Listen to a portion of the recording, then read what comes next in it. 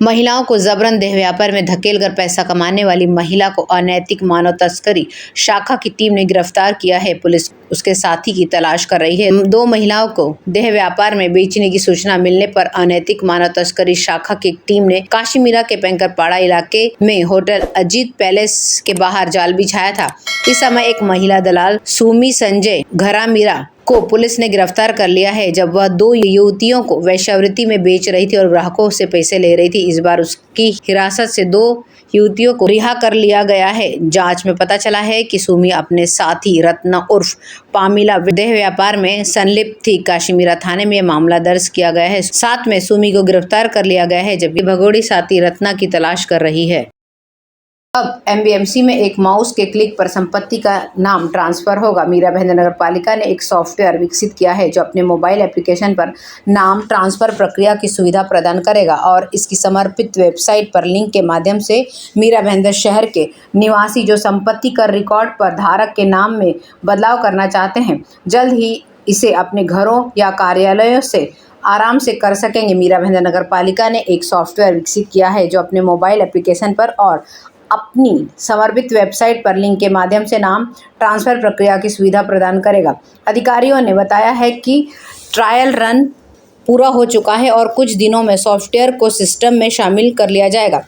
पहले लोगों को कतारों में खड़े होकर अपना समय बर्बाद करना पड़ता था या कई बार काम करवाने के लिए एक वार्ड अधिकारी से दूसरे वार्ड में दौड़ना पड़ता था। उन उदाहरणों के अलावा जिनमें बिचौलियों द्वारा कथित तौर पर निचले स्तर के नागरिक कर्मियों की ओर से रिश्वत मांगी जाती थी, फर्जी और मनगढ़ंत दस्तावेजों के माध्यम से नाम ट्रांसफर की धोखाधड़ी से पूरा करने की कई शिकायतें मिली हैं। कुछ मामले थाने तक भी पहुंच चुके हैं।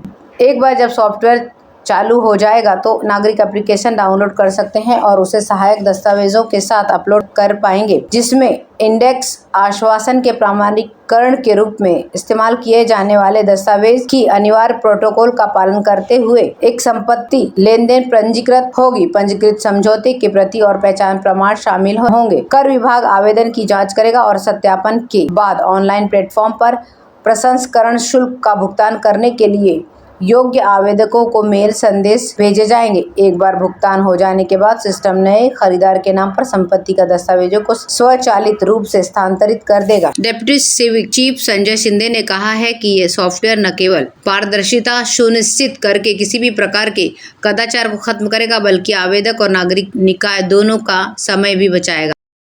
नाट्यगृह का उद्घाटन तो हो गया, लेकिन अब इसे चलाने की जिम्मेदारी किसे दी जाए, इसकी चिंता नगर पालिका को सता रही है। मीरा भाईंदर में हाल ही में थिएटर भवन का उद्घाटन हुआ है। शानदार, सुंदर और अप टू डेट थिएटर अब नाट्य प्रदर्शन के लिए शुरू किया जाएगा। मीरा भाईंदर नगर पालिका की विकास योजना के मध्य क्षेत्र में शिवार झील के पास थिएटर आरक्षण कुछ राजनेताओं और अधिकारियों की नापाक मंशा के चलते विकासकर्ता के गले से नीचे उतर गया था। इसलिए शहर में कला और रंगमंच प्रेमियों को कला के लिए अपनी भूख को संतुष्ट करने के लिए मुंबई जाना पड़ता था। स्थानीय विधायक प्रताप सरनाइक ने काशीमीरा हाईवे से सटे जमीन के उपलब्ध प्लॉट में थिएटर बनाने की मांग की थी और प्रयास शुरू किया था और कुछ वर्षों के बाद ये प्रयास सफल हुआ और थिएटर का काम पूरा हो गया। मीरा भाईंदर शहर की कला और सांस्कृतिक जरूरतें पूरी अब होंगी। यह थिएटर दहिसर से लेकर हानू थिएटर प्रेमियों के लिए उपलब्ध होगा। थिएटर का उद्घाटन हाल ही में मुख्यमंत्री एकनाथ शिंदे ने किया था। अब नगर आयुक्त दिलीप ढोले और अधिकारी इस बात की फिक्र में लगे हैं कि अब वो थिएटर को चलाने की जिम्मेदारी किसे और कैसे सौंपी जाए।